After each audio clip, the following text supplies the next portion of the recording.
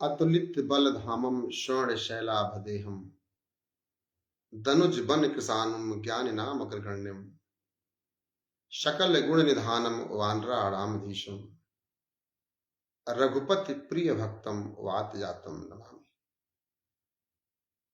श्री सीतानाथ समारंभाम श्री रामानंदार्य मध्यमाम अस्मदाचार्य पर्यंताम वंदे श्री गुरु परंपराम। नमो राघवाय, नमो लक्ष्मणाय, जय सिया राम।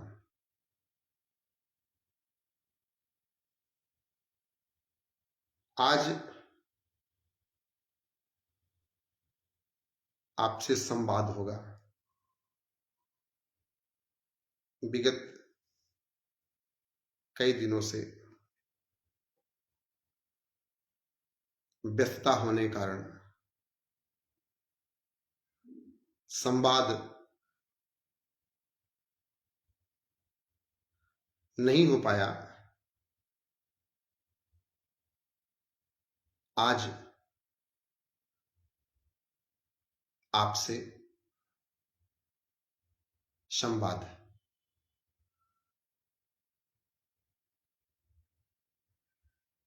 भगवान की भक्ति के 9 साधन हैं। भगवान की भक्ति कैसे करें, इसके 9 साधन हैं। श्रवण, स्मरण, कीर्तन, अर्चन, वंदन, सख्य भाव, दास्य भाव, पाद सेवन, 9वां आत्मनिवेदन। विशेष रूप से श्रवण प्रथम स्थान पे है। प्रमुख कारण जब आप जानेंगे तो आपको भी आश्चर्य होगा। क्या श्रवण मात्र से हम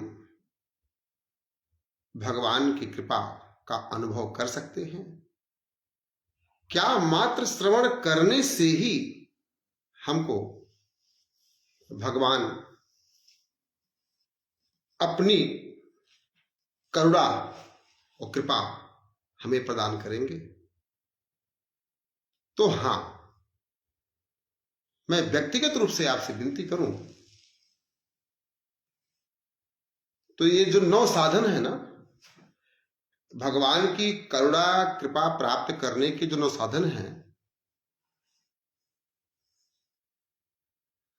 उसमें श्रवण प्रथम स्थान पे है। श्रवण, स्मरण, कीर्तन, अर्चन, वंदन, सख्य भाव, दास्य भाव, पाद सेवन अर्थात चरण सेवा और आत्मनिवेदन। श्रवण की शक्ति का बोध हमको और आपको संभवतः नहीं है, इसलिए हम अपने श्रेष्ठ जनों को, संत जनों को सुनते नहीं। आपको बताऊं, आप जो कुछ श्रवण करते हैं, आप जो कुछ श्रवण करते हैं वही बोलते हैं। और यदि आप श्रवण ना कर पाए तो आप बोल भी नहीं पाएंगे। जो गूंगा होता है वही प्रायः बहरा होता है। स्मरण, यदि आप कुछ श्रवण नहीं कर पाएंगे तो आप स्मरण भी नहीं कर पाएंगे। क्यों?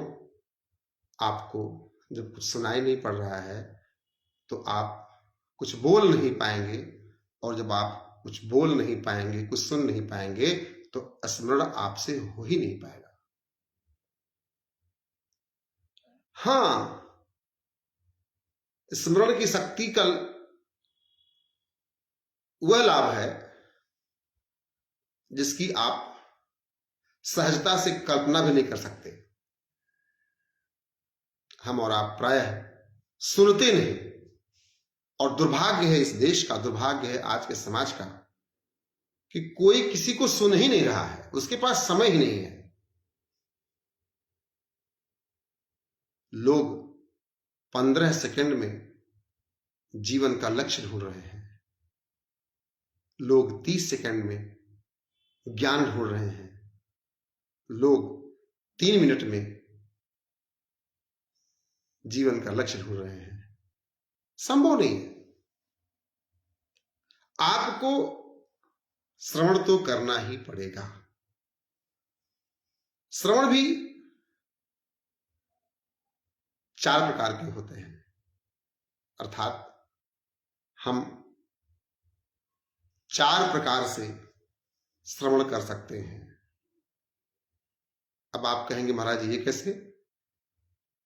तो 4 प्रकार अर्थात कान 4 नहीं होंगे, कर्णपुटकाएं तो ही होंगी। 4 प्रकार के भाव हैं। सबसे पहले तो प्रशंसनात्मक, कोई आपकी प्रशंसा करे तो आप उसे बहुत ध्यान से सुनते हैं। द्वितीय है सहानुभूतिपूर्व। आप कभी कष्ट में हो, किसी मानसिक उलझन में हो और कोई आपसे आके कहे कि आप चिंता न करें, हम आपके साथ हैं, तो आपको थोड़ी सहानुभूति होती है, तो आप उसको भी सुनते हैं। तीसरा प्रकार है आलोचनात्मक, जिसको आप बहुत कम सुनते हैं। प्रायः लोग, अब तो ऐसा है नहीं, वो लोग स्पष्टवादी नहीं रह गए, परंतु आज के 20 वर्ष पूर्व लोग यदि कुछ भी उचित होता है तो भी और कुछ भी अनुचित होता है तो भी स्पष्ट आपके मुख पर ही कह देते थे। आज तो लोग डरते हैं कि यदि मैंने कहीं सत्य कह दिया तो ये अपनी आलोचना मान करके हमको त्याग न दें या हमसे संबंध विच्छेद न कर ले। आज व्यक्ति आलोचनात्मक नहीं होता, परंतु आलोचनात्मक भाव से भी हम विचार को श्रवण करते हैं। अब आप भी प्रशंसात्मक, सहानुभूतिपूर्ण, आलोचनात्मक, इस 3 प्रकार से भगवान से संबंध जोड़ सकते हैं। भगवान की प्रशंसा करके, भगवान से सहानुभूति रख करके और भगवान की आलोचना करके। ये माध्यम है, ये विषय गंभीर है। आप क्या पसंद करते हैं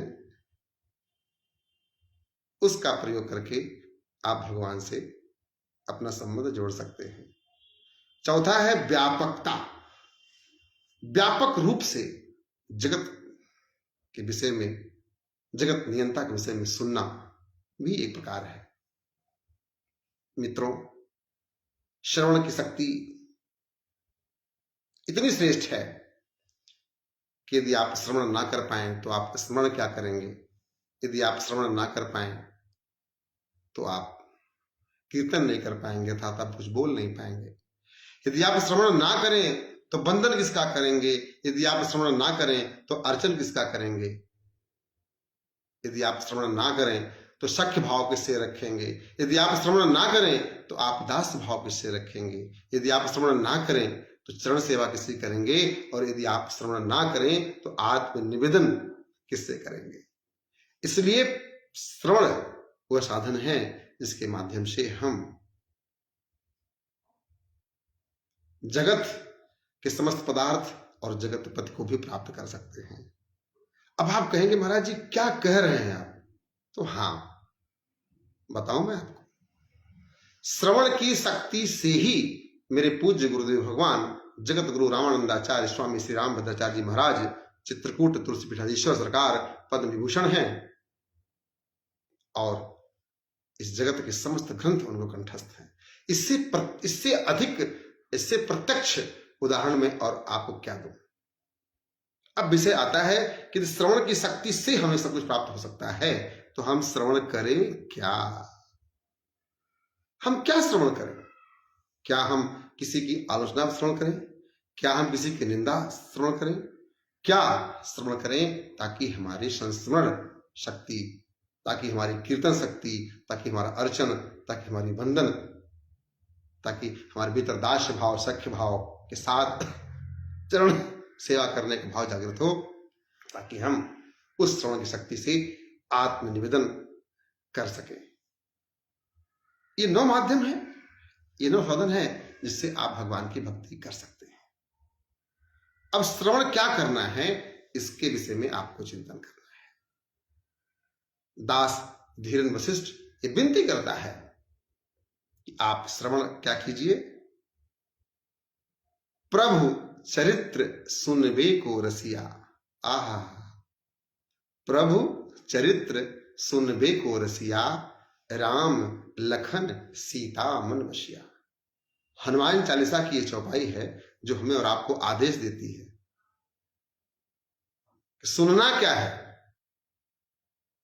क्या श्रवण करना है हमको भाई? क्या जगत का प्रपंच सुनना है जिसमें आलोचना है, जिसमें झूठी प्रशंसा है, जिसमें झूठी सहानुभूति है, जिसमें व्यापकता नहीं है, जिसमें लोग अपने संकीर्णता का परिचय देते हैं? तो क्या ऐसे भाव को सुन करके हम परमात्मा का भजन कर सकते हैं? क्या हमको इस श्रवण से परमात्मा की कृपा प्राप्त हो सकती है?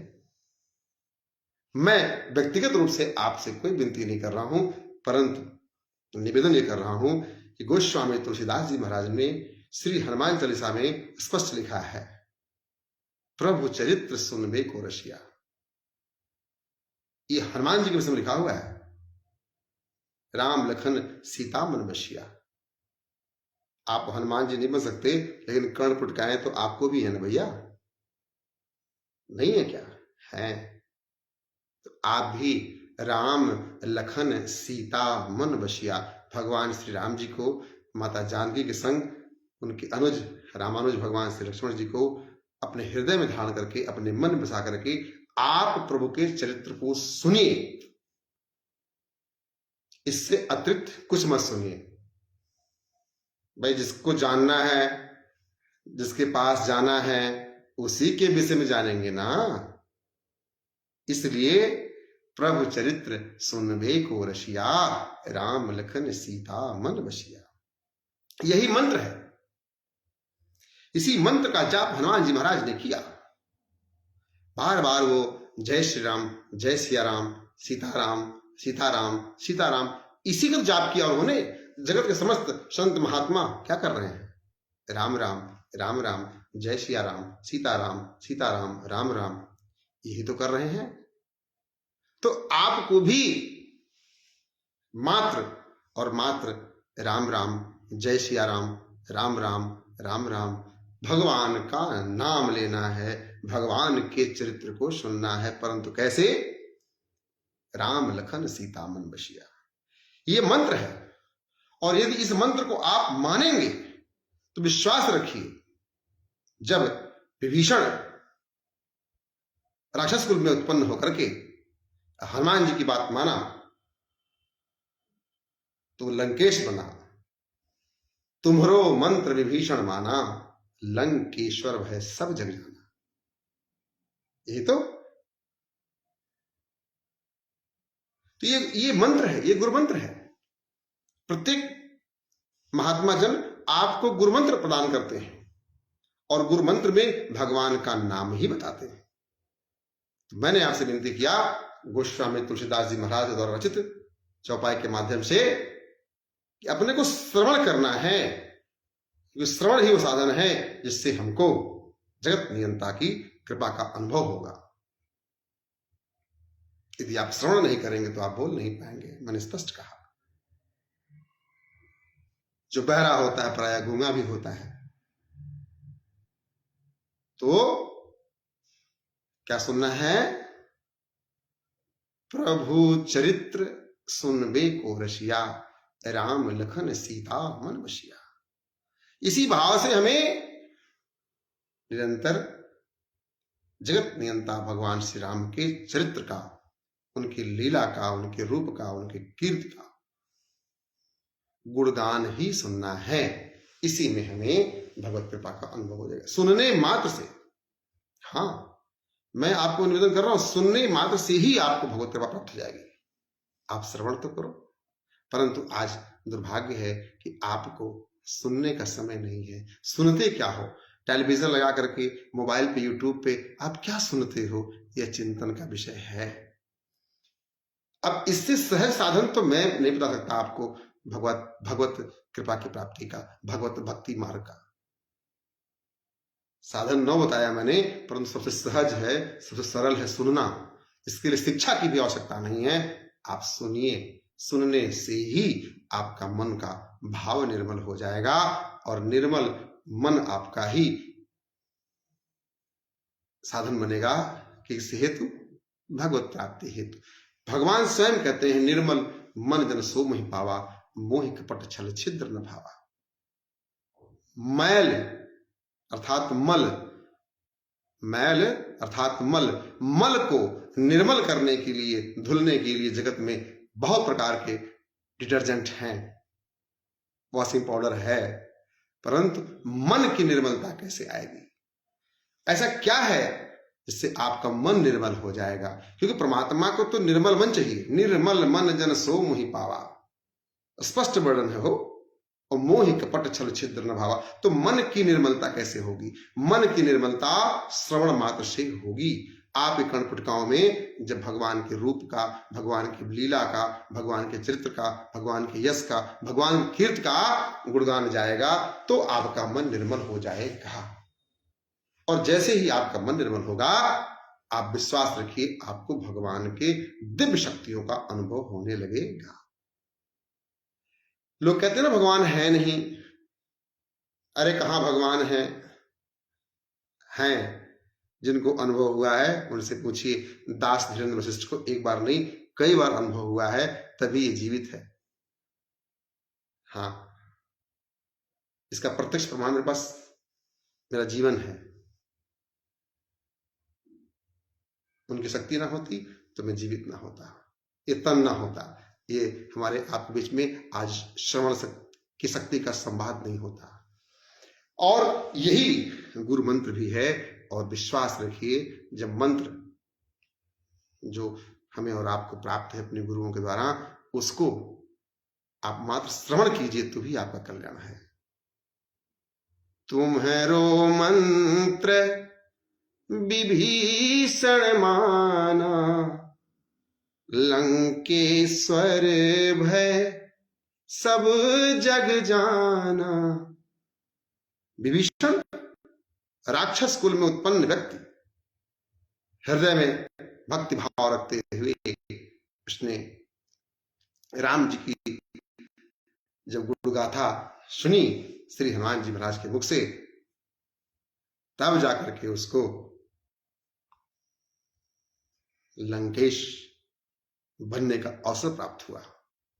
और इस मंत्र को आप जितनी शीघ्रता से गांठ बांध के संजो के अपने पास रखेंगे, उतने ही शीघ्रता से आप लाभान्वित होंगे। मुझे पता है कलयुग है, बिना लाभ के आप कुछ करते नहीं, तो आप लाभान्वित होंगे। हाँ, आप कथा का श्रवण पान कीजिए, आप भगवान के पावन भजनों का श्रवण पान कीजिए, सुंदर कांड सुनिए, श्री हनुमान चालीसा का पाठ सुनिए, विष्णु सहस्त्र नाम का पाठ सुनिए, रुद्राष्टक सुनिए।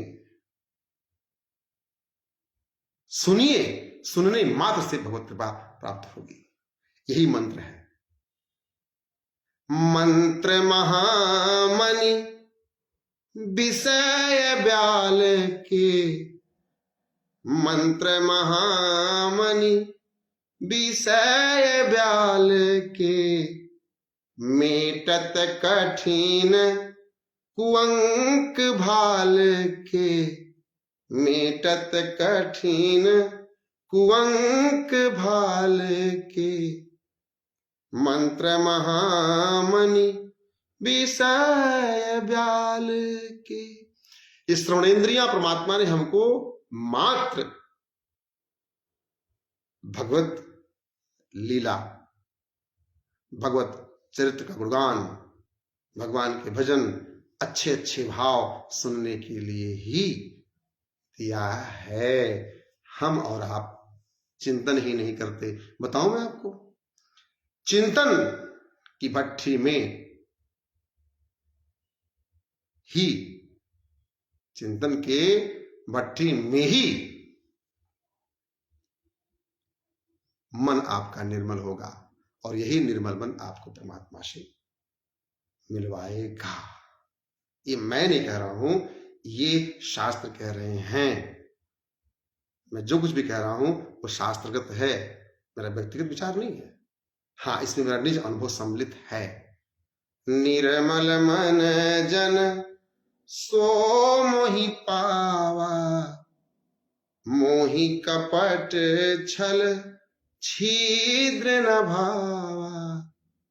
मन की निर्मलता आपके चिंतन में है तो मैं आपको निवेदन करूं, चिंतन अवश्य कीजिए और श्रवण की शक्ति से ही आप स्मरण कर सकते हैं, कीर्तन कर सकते हैं, जानने के बाद अर्चन कर सकते हैं, वंदन कर सकते हैं, और जानेंगे तो सख्य भाव से या दास भाव से आप भगवत चरणों से जुड़ेंगे और तब आप भगवान के चरण सेवा करते हुए आत्मनिवेदन करेंगे।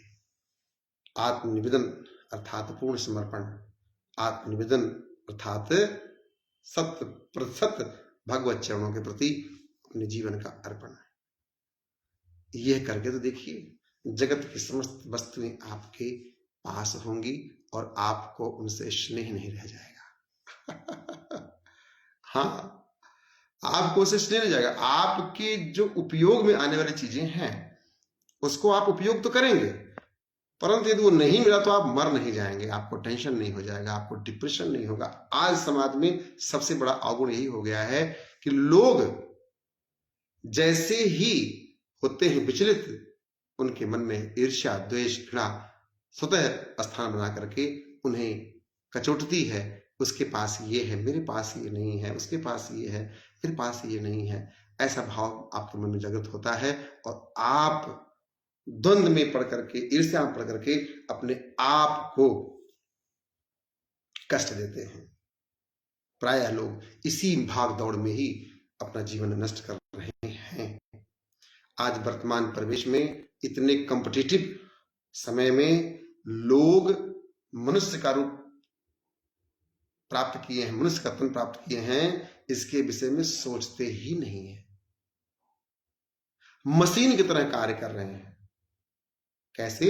मशीन की तरह कार्य कर रहे हैं। लोग भागम भाग, ना तो उनके पास भोजन का समय है, ना उनके पास किसी से बात करने का समय है, स्वयं ना अपने विषय में चिंतन करने का समय है, ना परिवार के पास रहने का समय है, ना ही अपने कार्यालय में रहने का समय है।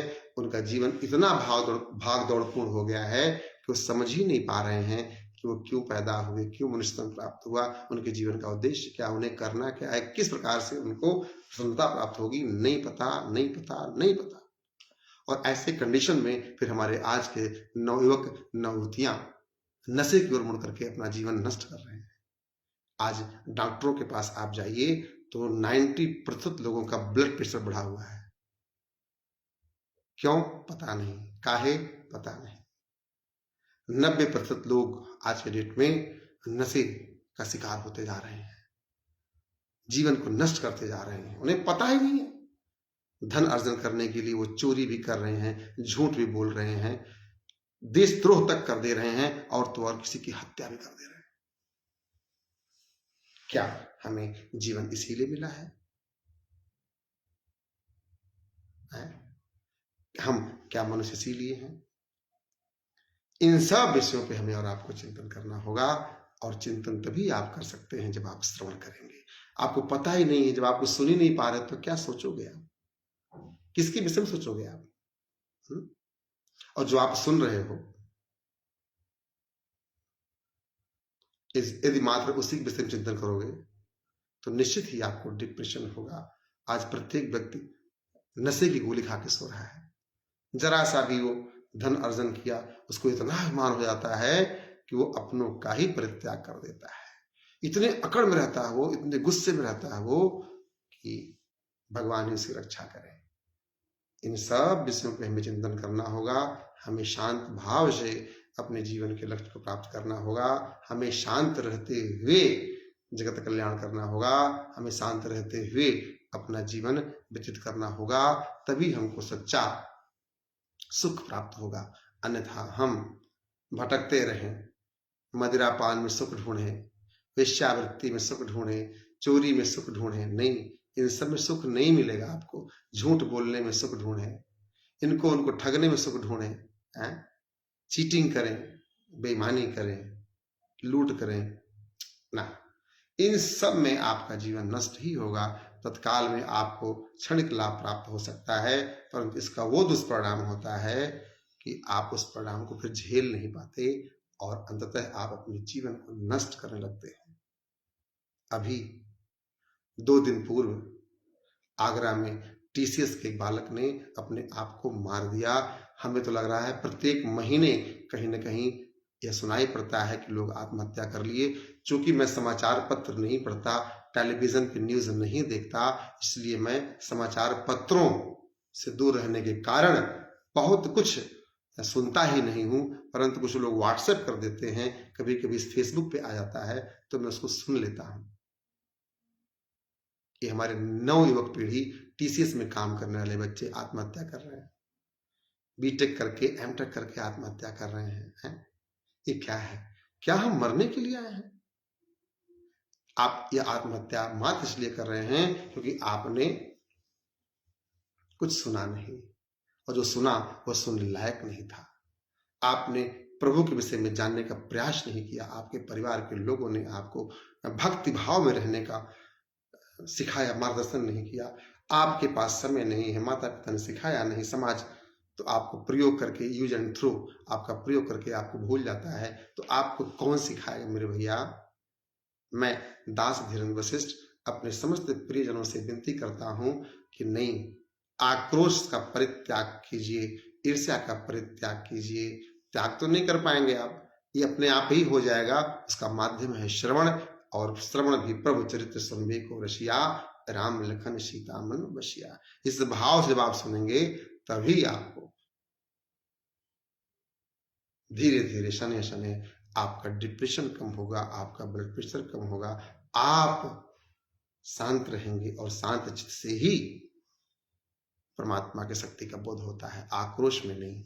मैं देखता हूं प्रतिदिन कहीं ना कहीं लोग एक्सीडेंट कर ले रहे हैं, प्रतिदिन कहीं ना कहीं लोग चौराहे पे मारपीट कर ले रहे हैं, और तो और प्रतिदिन अपने घर में लड़ ले रहे हैं। जो विवाहित है अपनी पत्नी से लड़ रहे हैं, जो विवाहित नहीं है अपने माता पिता से लड़ रहे हैं, मित्र मित्र से लड़ रहा है। क्या उचित है? प्रत्येक आदमी को इतना ईगो हो गया है कि वो किसी की सुनता ही नहीं। और यदि आप किसी को नहीं सुनोगे तो निश्चित ही है आप मूर्ख हो जाओगे। और मूर्ख व्यक्ति क्या करता है? यदि भक्त ना बने तो मूर्ख व्यक्ति ही राक्षस बन जाता है। वो अपने क्षणिक लाभ को जीवन का सुख मान करके पाप कर्म करने लगता है, और ऐसा व्यक्ति ही राक्षस होता है। कोई बाहरी व्यक्ति थोड़ा ना होता राक्षस, है ना।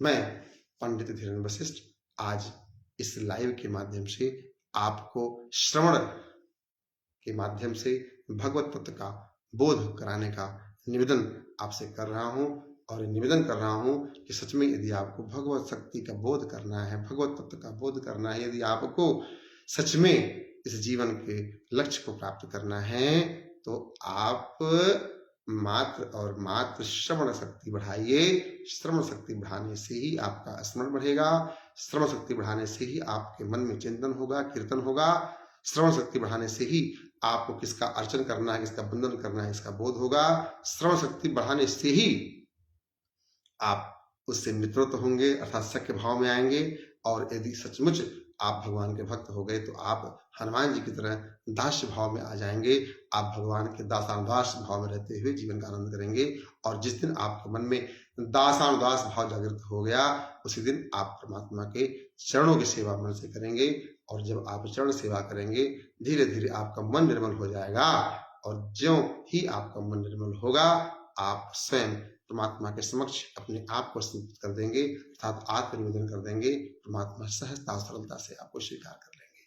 और भगवत तत्व का बोध होने के बाद लोग कहते हैं, शास्त्र भी कहता है कि हमें बार बार 84 लाख योनियों में जन्म और मृत्यु से भटकना नहीं पड़ता। यही जीवन का लक्ष्य है, मोक्ष। धर्म करेंगे, धन स्वतः प्राप्त होगा, अर्थ और धर्म के साथ यदि काम करेंगे तो आपको काम भी सुख प्रदान करेगा, काम भी आपको राम से मिलाएगा। हाँ, निश्चित ही है। मैंने निवेदन किया, यदि आप भक्ति भाव में रहेंगे तो काम भी आपसे मिलेगा और काम भी राम से मिलेगा। माता भक्ति जानकी मैया हैं और भक्ति मैया के चरणों में काम स्थान बना करके नुपुर में सम्मिलित होकर के आता है, नुपुर मिल करके आता है। और नुपुर की धुन को जब पुष्प वाटिका में भगवान श्री राम कहते हैं, सुनते हैं, तो लक्ष्मण से कहते हैं, मानो मदन दुदुम्भी दीना। हे लक्ष्मण, मानो मदन दुदुम्भी दीना। तो इस भाव से लक्ष्मण जी से राम जी स्वयं कहते हैं, अर्थात भक्ति के चरणों में यदि काम भी आ जाए तो भक्ति मैया उसको भी राम से मिला देती हैं। तो आपके हृदय में भगवान के प्रति, अपने धर्म के प्रति, अपने राष्ट्र के प्रति श्रद्धा जागृत होगी, विश्वास होगा, निष्ठा होगा जागृत। यह धीरे धीरे आपको निष्ठावान बनाएगा और यह निष्ठा आपको भगवान की भक्ति प्रदान करेगी और भगवान की भक्ति आपको भगवत तत्व का बोध कराते हुए आपका जीवन धन्य करेगी। तो ऐसी विनती मैं आपसे करूं कि आप श्रवण कीजिए, सुनिए, संतों को सुनिए, उनकी वाणी को सुनिए, अपने श्रेष्ठ को सुनिए। आप निश्चित ही अपने जीवन के लक्ष्य को, धर्म अर्थ काम मोक्ष को प्राप्त करेंगे। एक साथ धर्म अर्थ काम मोक्ष मात्र और मात्र एक ही जगह प्राप्त होता है और वह है भगवान के चरणों की सेवा। एक सज्जन मुझसे कहे कि महाराज जी, जब हम धर्म करते हैं तो कर्म छूट जाता है, जब कर्म करते हैं धर्म छूट जाता है, जब हम मात्र काम करते हैं धर्म अर्थ सब छूट जाता है, और मोक्ष की तो बात ही क्या, तो मिलने वाला नहीं है। मैं आपको विनती करता हूं, एक कार्य कीजिए, आपको एक साथ आपके जीवन के चारों पुरुषार्थ की प्राप्ति होगी। और वह काम यह है, क्या? आप जो कुछ भी काम कीजिए, क्या कीजिए? एक चौपाई है मानस की, सुंदर कांड का है, प्रविश नगर कीजे सब काजा, हृदय राख कौशलपुर राजा, है ना। लंकिनी कहती है हनुमान जी महाराज से कि लाला, अब तुम जाओ, प्रविश नगर कीजिए सब काजा, जाओ, अब इस संसार सागर के जो कर्म करने तुमको वह करो, परंतु ध्यान रहे हृदय में राम जी को, कौशल राज के राजकुमार के राजा महाराजा मेरे परमात्मा राम को धारण करके जाओ, आपको जगत का समस्त कार्य सिद्ध ही मिलेगा। ये हमारे शास्त्र कहते हैं। तो आप भी प्रभु चरित्र सुनबे को रसिया, कैसे? राम लखन सीता मन बसिया। भगवान जानकी जी को भगवान के साथ, भगवान राम के साथ, लक्ष्मण भैया के साथ अपने हृदय में, अपने मन में बसा करके प्रभु के चरित्र को सुनेंगे। और ऐसा सुनते हुए यदि आप अपने जीवन का वह कार्य करेंगे जो आप कर रहे हैं, तो निश्चित ही आपको उस कार्य में सफलता प्राप्त होगी, जिससे आपको परमानंद की अनुभूति होती, जिससे आपको परमानंद की अनुभूति होगी।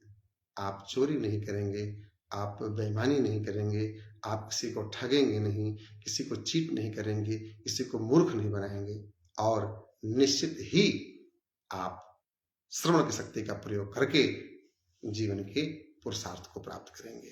तो मैं आपसे विनती करूं, क्या सुनना है आपको? प्रभु चरित्र सुनबे को रसिया, राम लखन सीता मन बसिया। भगवान के चरित्र को अपने मन में बसा करके किसको? भगवान को ही तब सुनेंगे, जीवन धन्य हो जाएगा। और सुनिए, क्षमा करें, और सुनिए, यही गुरुओं का, यही जगत के समस्त संत महात्माओं का गुरु मंत्र है। और इस मंत्र को ही आपको मानना पड़ेगा, इसी में ही आपका कल्याण है। क्यों? मंत्र महामणि विषय ब्याल के, मेटत कठिन कुअंक भाल के। यदि आप ऐसा करेंगे, यदि आप सच में भगवत कथा का गुणगान श्रवण करेंगे, तो आप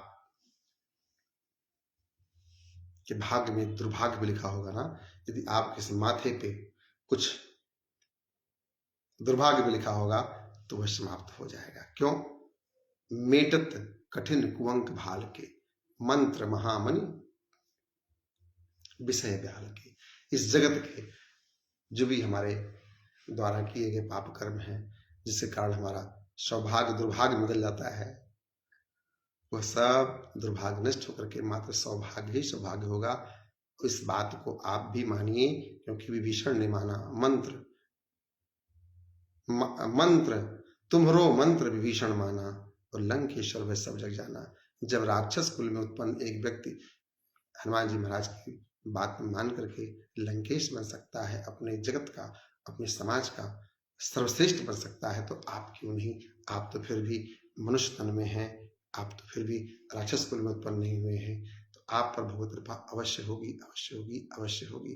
तो मैं आपको विनती करूं, आप श्रवण कीजिए, भगवत चरित्र का गुणगान कीजिए, भगवत चरित्र का ही श्रवण पान कीजिए, उसी के विषय में चिंतन कीजिए, आपका कल्याण होगा। जय श्री राम, शुभ रात्रि, सादर प्रणाम। आज इस लाइव को बहुत लोगों ने देखा है, श्रीमान राजेश गुप्ता जी ने देखा है, भैया जय श्री राम हमारे बहुत प्रिय हैं, सहदेव जी आपने देखा है, जय हो आपकी। कुलदीप मिश्रा जी ने देखा है, बहुत बहुत साधुवाद बेटा आपको। श्रीमान अमित तिवारी जी ने देखा है, देख रहे हैं, अमित तिवारी जी आपको भी बहुत बहुत साधुवाद मेरे भैया। ऐसे और लोगों ने भी इस लाइव को देखा है, इसमें नाम नहीं दिख रहा मुझे, अन्यथा मैं सबके नाम लेता। आप सभी को दास धीरेन्द्र वशिष्ठ का सादर प्रणाम, शुभ रात्रि। आप अपना ध्यान रखें, अपने जीवन में आनंदित रहें, ईर्ष्या द्वेष घृणा का त्याग करें। त्याग तो होगा नहीं, आपसे मुझे विश्वास है, परंतु यदि आप भगवत चिंतन करेंगे तो आपके हृदय से ईर्ष्या द्वेष समाप्त होगा, ऐसा मेरा पूर्ण विश्वास है। जय सिया राम।